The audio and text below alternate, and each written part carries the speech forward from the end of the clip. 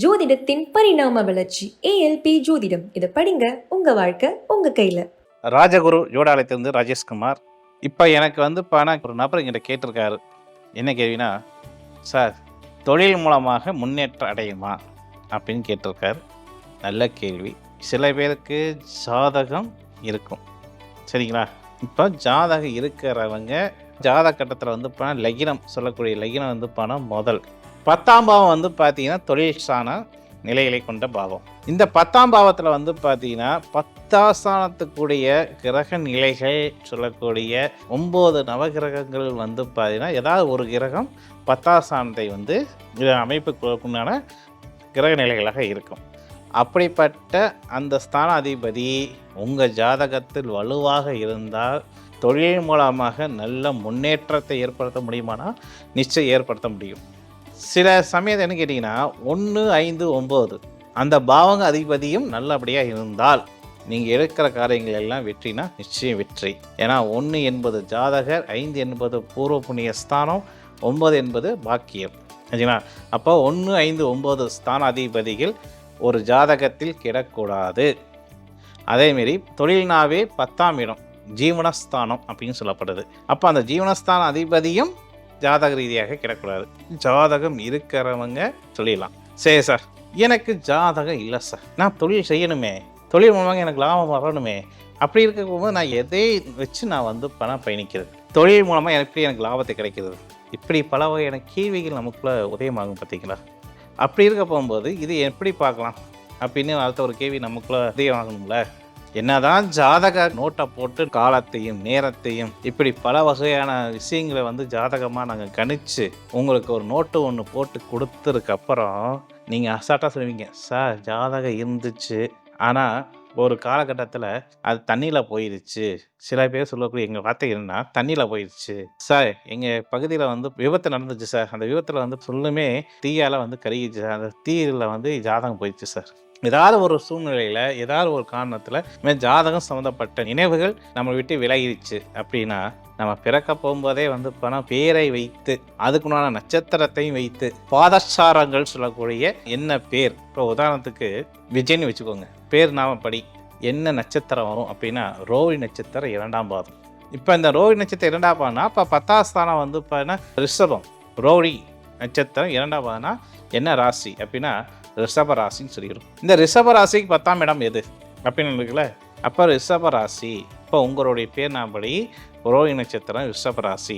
இந்த ரிஷப ராசிக்கு 10ஆம் பாவம் அதிபதி சனி கும்பகம், கும்பத்துக்கு அதிபதியாக சனி பகவான். அப்போ அந்த சனி பகவான் இருக்குன்னு வச்சுக்கோங்க, இது ஒன்று டக்கு செய்யலாமா? செய்யலாம். சரி, நட்சத்திரம் ரீதியாக கரெக்டாக 2ஆம் பாவத்திலேருந்து ஒவ்வொரு கட்டத்துக்கு நாங்கள் அந்த நட்சத்திரங்க வரிசையை கூற கொடுத்து 10ஆம் பாவத்தில் இங்கே ரோகிணின்னா அங்கே எதுவாக இருக்கும். அப்போ அந்த நட்சத்திரத்துக்கு அதிபதி எப்படி இருக்காங்கன்னு சொல்லிடுவோம். இது ஒரு வகை. சில பேருக்கு பேர் நாம்படி அது சரியான நட்சத்திரமா ராசின்னு சில பேருக்கு டவுட்டாக வந்துடும், சரிங்களா? இப்போ உதாரணத்துக்கு அதிகமாக மேற்கொண்டு நம்ம என்ன பார்க்கணும் அப்படின்னு கேட்டிங்கன்னா, தொழில் நீங்கள் என்ன தொழில் பண்ணுறீங்க அப்படின்னு நான் கேட்போம். ஜவுளி தொழில் பண்ணுறேன்னு சொல்லுனாங்க வச்சுக்கோங்க. அப்போது ஜவுளி அப்படின்னா துணிக்கு அதிபதி யார்? சுக்கிரன். ஆடை ஆபரணத்துக்கு அதிபதி சுக்கிரன். அப்போ சுக்கிரனுடைய நட்சத்திரங்கள் பரணி மேசராசி, பூரம் சிம்ம ராசி, போராடம் தனுசு ராசி. இதுக்குள்ளே நாங்கள் ஒன்று மேட்ச் பண்ணுவோமா? நிச்சயம் பண்ணுவோம்.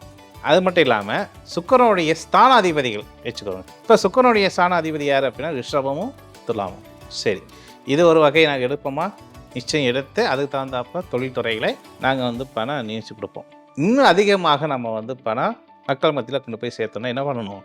உங்கள் தொழிலை நீங்கள் ரன்னிங் பண்ணுங்கள். அது உங்களுக்கு பிடிச்ச தொழிலாக இருக்கும், தொழிலாக இருக்கட்டும். உதாரணத்துக்கு துணியை சொல்லிட்டோம், அந்த துணியை நீங்கள் விற்பனை பண்ணுங்கன்னு சொல்லுவோம். அப்போது கஸ்டமர் வராங்கன்னு வச்சுக்கோங்க, அவங்க அதிகமாக வெண்மை நிறம் அதிகமாக எடுத்துகிறாங்க அப்படின்னா சுக்கிரனும் சந்திரனும்.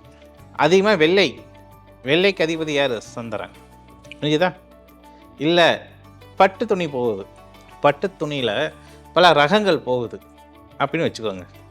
அப்போது பட்டுக்கு அங்கே பட்டு அப்படின்னு வந்தால் அதுக்குன்னு ஒரு நட்சத்திரம், அதுக்குன்னு ஒரு ராசி கண்டிப்பாக இருக்குமா? நிச்சயம் இருக்கும். இப்படி நாங்கள் தொழில் சார்ந்த விஷயங்கள் எடுக்க போகும்போது இத்தனையும் நாங்கள் ஆய்வு பண்ணி தான் நாங்கள் சொல்ல முடியும். சரிங்களா? நான் துணிக்கு சொல்லிட்டேன், சார் எனக்கு பிடித்தமானது மோட்டார் சம்மந்தப்பட்ட தொழில் தான் சார். இத்தனை வருஷமாக நான் வந்து பணம் செய்கிறேன், எனக்கு வந்து இப்போ நான் செய்யலாமா வேணாமா அப்படின்னு எனக்கு கொஞ்ச நாள் போனதுக்கப்புறம் தான் எனக்கே தோணுச்சு. அதுதான் உங்ககிட்ட நான் கேட்குறேன், செய்யலாமா வேண்டாமா? அப்போது அந்த வாகனம் சம்மந்தப்பட்ட அதிபதி யார்? சுக்கிரன். அந்த வாகனத்தில் யார் யார் இருக்காங்க? பல கிரகங்கள் கலந்து இருக்கிறாங்க.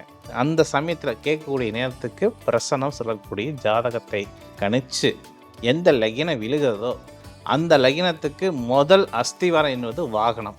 வாகனத்துக்கு அதிபதி யார்? சுக்கிரன். அப்போ அந்த லக்னத்துக்கு சுக்கிரன் எத்தாம் இடத்துல இருக்கிறாருன்னு தெரிஞ்சுக்கணும். அவர் 10ஆம் ஸ்தானம் அப்படின்னு எடுத்துட்டாவே லக்னத்தும் நல்ல அமைப்பில் இருக்கணும்.